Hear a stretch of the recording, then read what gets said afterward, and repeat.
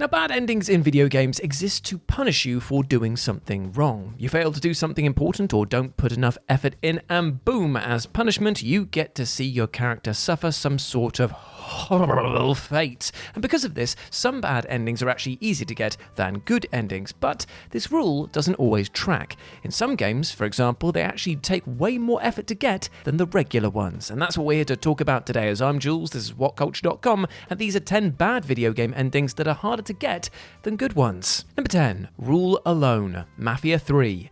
When it comes to Mafia 3, only one ending can be considered good. However, if you were to decide which one of the bad endings is worse, it would definitely be the one where you get blown up in a car explosion mid-cutscene. Coincidentally, it's actually the hardest outcome to reach. Although the fiery inferno makes for a very quick and sudden finale, the requirements you have to meet in order to get it are disproportionately complex. You have to do everything you do in the good ending, but instead of working together with the lieutenants, you have to betray them all one by one. This means making very specific choices throughout the latter half of the game that allow you to eliminate all of your potential partners in crime until Lincoln is the sole leader of the family, and he has no one protecting him from getting assassinated with a car bomb. The choice to work together with the lieutenants is actually much more straightforward than crossing your allies, so if you're mad about Lincoln turning to crispy bits and dying alone, you really only have yourself to blame for it.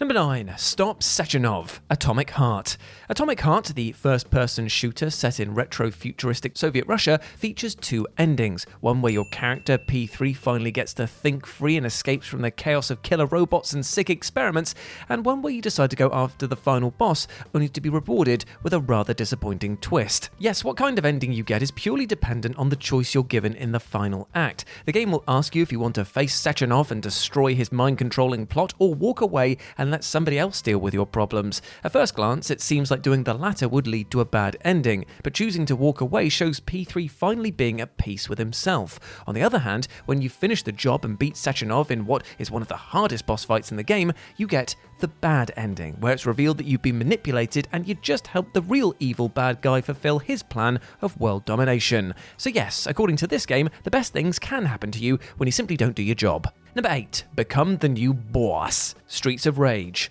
Streets of Rage is a classic arcade-style beat-em-up where you scroll through levels filled with angry bad guys and turn them to pulp with your equally angry heroes. The game's most famous ending is the Secret Syndicate one, in which instead of stopping the evil organization, your character becomes its new boss. The ending is unique for 2 reasons. Firstly, because you need a second player to get it, and secondly, because it's much more challenging than getting the good ending. When you reach the final stage with your co-op buddy, the Syndicate boss, Mr. X, will ask you if you'd like to be his new right-hand man. If one player agrees while the other refuses, Mr. X will trigger a special PvP duel to the death. Mr. X will ask the victor if they want to join him again, and if you refuse, another fight will ensue, this time with Mr. X himself. If you manage to beat him, you get a cutscene where your character is sitting on a throne as the new boss of the Syndicate. The ending is considerably harder to get as it involves 2 final fights instead of 1, plus, unless your friend goes easy on you, you're going to go into the challenge of the final boss with a lot less health.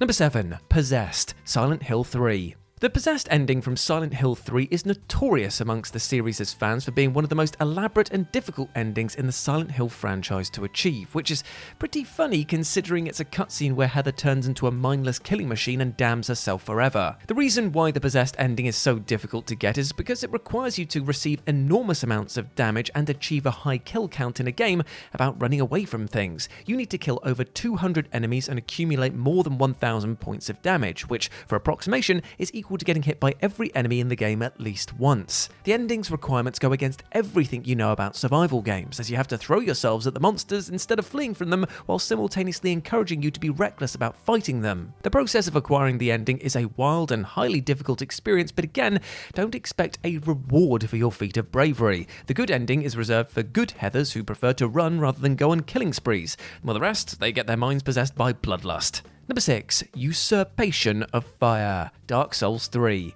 It's a tradition of the Dark Souls series that the games don't tell you anything about what's going on and what your objectives are. Dark Souls 3 has even made a special ending around making you figure out what to do, but the thing is actually the darkest and most messed up thing in the whole game. Called the Usurpation of Fire, the ending is attainable after you complete a convoluted series of hidden tasks. The full list of what to do would be way too long to include here, but some highlights include giving the fire keeper a new set of eyes, getting married to some dude, and then leveling up with the help of a really shifty-looking pilgrim. The tasks are numerous, and you have to do them at specific moments or else you will permanently fail the usurpation questline, making it significantly harder to reach this outcome than any other one in the game. Your reward for following all the steps correctly, well, it's a grim ending where your character refuses their quest, takes over the world, and then plunges it into an eternal age of darkness. It sounds pretty bad, although if we're being honest, that's just another Tuesday in the Dark Souls world.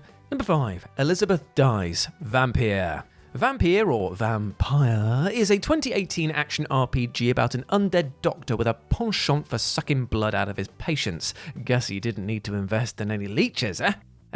The game comes with 4 distinct endings that are determined by how Dr. Jonathan interacts with the citizens of Whitechapel. In the best ending, Jonathan flees to America with his main squeeze Elizabeth after he convinces her that his curse hasn't actually turned him into a monster. In the worst ending, his love kills themselves and Jonathan's monstrous nature means that he can't appear to care.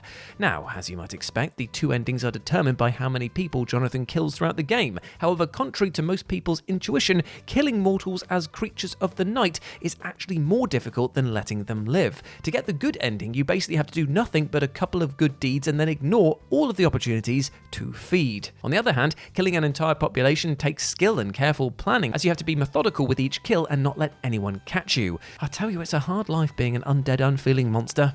Number 4, the tent ending, Luigi's Mansion. In Luigi's Mansion, your goal isn't just to rid your house of all the ghosts. Your second objective is actually to collect as much money as you can to renovate the old manor in Luigi's dream abode, and how well you do here determines what kind of ending you get. Building the most expensive mansion is quite an extraordinary feat, but anyone who's played Luigi's Mansion knows that an even greater accomplishment is getting the tent ending for collecting next to no money whatsoever, and that's because dodging your riches is far more difficult than actually collecting them. Yes, because the mansion is brimming with precious things like dollar bills and pearls, it's pretty much impossible to visit every room inside and not come out with at least a little bit of spare change. You really have to go out of your way not to collect a single thing, especially since the game will make you rustle some money out of furniture to get an important story item. All in all, if you manage to get a balance of 0 and end up with a tent, you've definitely accomplished something amazing, even if Luigi were to disagree, what with him having no real roof over his head. Number 3, Sophie turns into a zombie, House of the Dead. Now, usually finishing a game without relying on continues and extra lives rewards you with the best or true ending, but not in House of the Dead, because here it's the requirement for getting the worst possible outcome. The worst ending in the game, where your character's fiancée Sophie is turned into a zombie, is also the hardest thing to unlock in House of the Dead. 1, because like the best ending, it requires you to beat the game without using continues, and 2, because you need to earn less than 60,000 score points. Now, at first glance, it may seem like the bad ending would be easier than the best ending, where you have to earn more than 60,000. However, in reality, 60,000 is an abysmally low score that takes a lot of effort and creative thinking. You have to play the game bad enough to not earn a lot of points, while at the same time doing well enough to not lose any lives and spend your continues. The challenge is a careful balancing act that even a veteran player can struggle with, and all you get for it is a zombified fiancé. Cheers! Number 2, Princess of Darkness, Princess Maker 2, Refine. Princess Maker 2 is a pretty old title in which your goal is to raise your adoptive daughter to someone worthy and earn the gods' blessings for your kingdom. The game has multiple endings where your daughter chooses her profession and spouse based on what she's accomplished under your tutelage, and her choices determine your overall ranking. Typically, the low-rated endings are easy to reach as they require you to neglect your duties. However, the Princess of Darkness ending is unique, as even though it's a low-rated outcome, it takes way more work than high-rated ones. To have your daughter turn into Hell's eternal ruler, you have to do everything you do for a hero or empress ending, but keep her morality extremely low. The task is tricky, as your daughter will need to accumulate over 500 points of sin while simultaneously prioritizing heroic duties that generally don't reward you with a lot of sin. The ending is considered bad, but the effort you put into it isn't completely wasted, as it comes with some unique dialogue at the end, as well as a pretty badass picture of your evil daughter. Just look at Daddy's murderous little monster. Ugh.